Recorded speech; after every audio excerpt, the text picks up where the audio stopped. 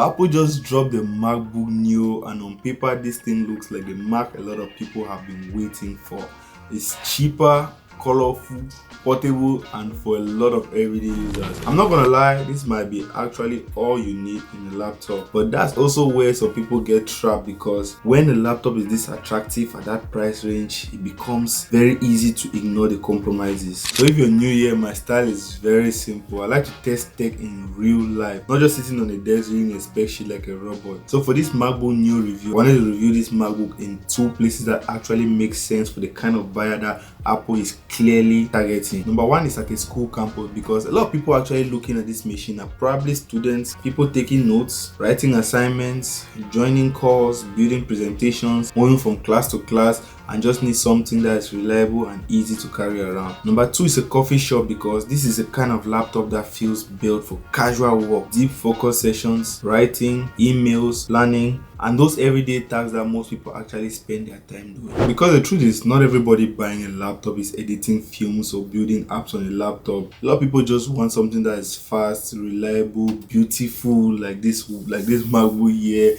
easy to carry around, worth the money, and that's exactly why this MacBook Neo is very, very interesting. First thing I'll say is this: the MacBook Neo doesn't feel cheap, and that matters because there's a lot of budget laptops out there and they start losing the moment you touch them. You notice things like cheap plastic builds, weak hinges, bad screens, awkward keyboards, and the whole thing just feels compromised. The MacBook Neo doesn't give you that energy. It feels premium and it still feels like a Mac. The aluminum build is clean, the overall design is simple, and the new colors make it feel a little more fresh and playful than the usual serious laptop market. And honestly, I think that matters more than people admit, because when you're buying a laptop that you're going to be carrying every day, using in public, maybe bring it to class, work from a cafe, or just keep it around you all day, you want something that actually feels very good to use. So from a first impression standpoint, Apple did a very smart thing here. They made a MacBook Neo feel so desirable, not just affordable. So now let's talk about what the MacBook Neo actually is, because this is where people need to stop lying to themselves. The MacBook Neo comes with the Apple A18 Pro chip, 8GB of unified memory, and a storage option starting from 256GB with a 13-inch liquid retina display and up to 16 hours of battery life. So what does this actually mean? This is not a pro laptop. It's not meant to replace a high-end MacBook Pro.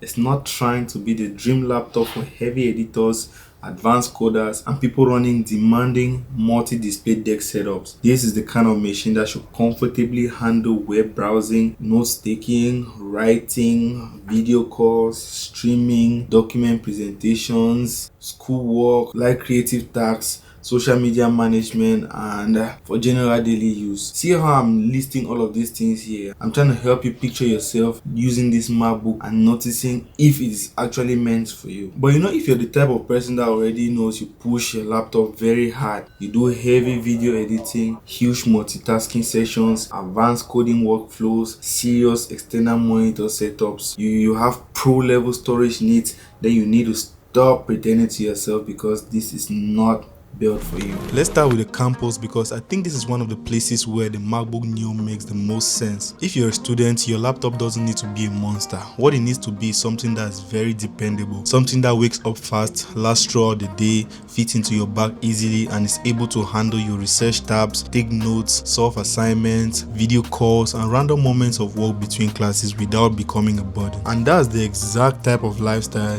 this machine fits into. You can imagine this being the laptop you pull out in the library, in the hallway before class, at a group study table, or while waiting for your next lecture. You're doing browser research, writing papers, building slides, replying to emails, joining meetings, and maybe streaming a little content in between. And in that kind of environment, what matters is not some crazy benchmark number. What matters is how the laptop actually fits into your day. Is it easy to carry? Does it feel fast enough? Can I comfortably type on it? Can I move around with it all day? Does it feel like something I can depend on? And that's where the MacBook Neo gets interesting, because it's not selling power first, it's selling convenience. Now, when you move from the campus to the coffee shop, the MacBook Neo starts speaking to a completely different buyer, but still in the same core lifestyle. This is where it becomes a laptop for the writer, the casual remote worker, the first-time Mac buyer, the person running their life mostly through the browser browser, sending and receiving emails, going through documents, browsing social media, and doing some light creative work. And honestly, this is where I think a lot of people will fall in love with it, because the MacBook Neo feels like one of those machines that you can just live with.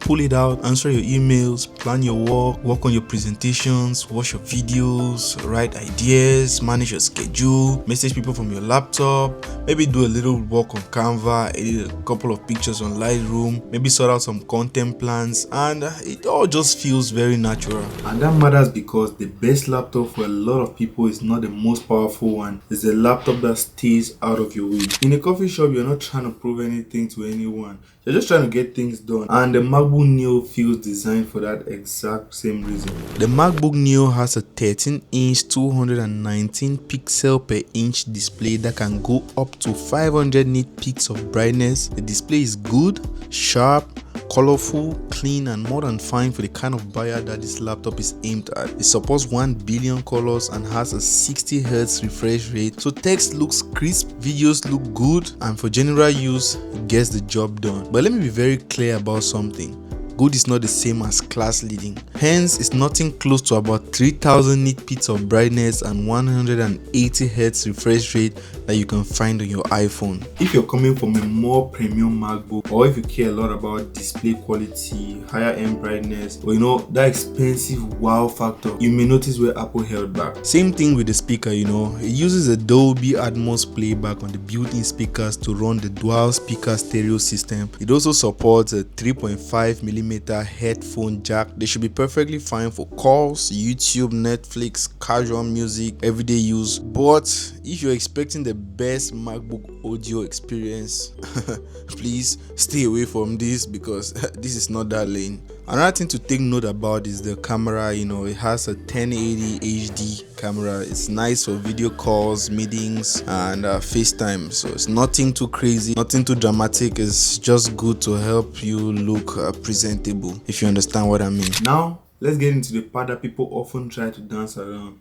Yeah, you guessed right, the compromises.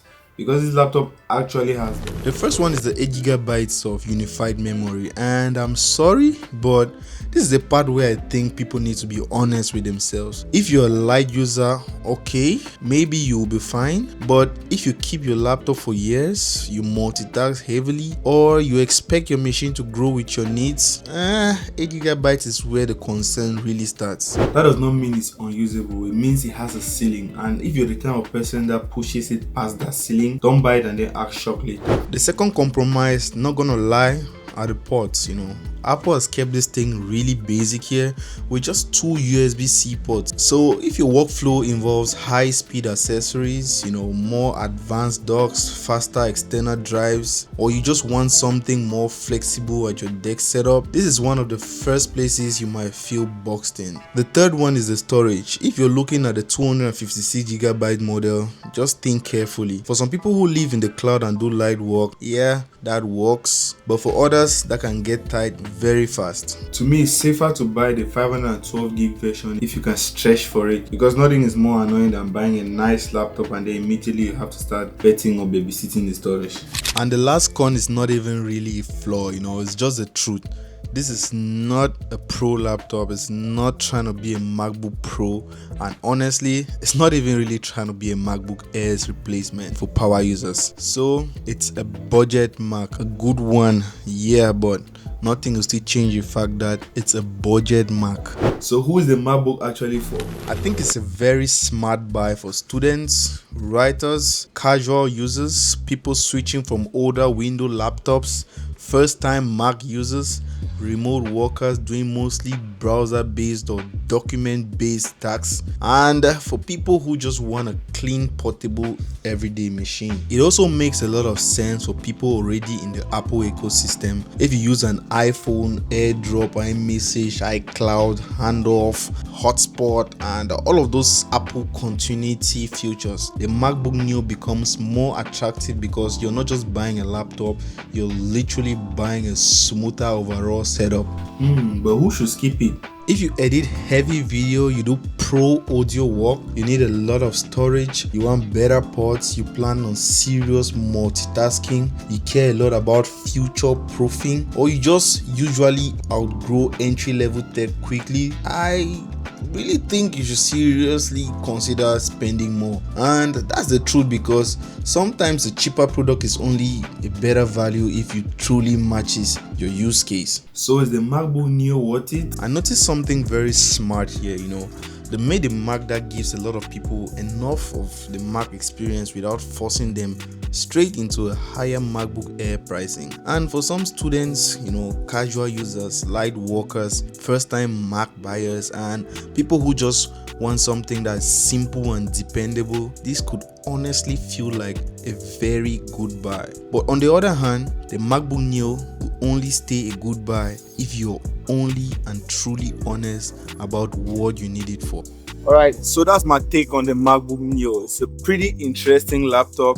It's a good way to get into the Apple ecosystem, but it's definitely not for everyone. So let me know in the comments, will you actually buy this laptop, or will you spend more money and go for something like the MacBook Air? Alright, if you enjoyed this video, drop a like and subscribe to the YouTube channel for more real life tech reviews like this one. And of course, this is the end of this video. Thank you very much for watching, and see you on the next one.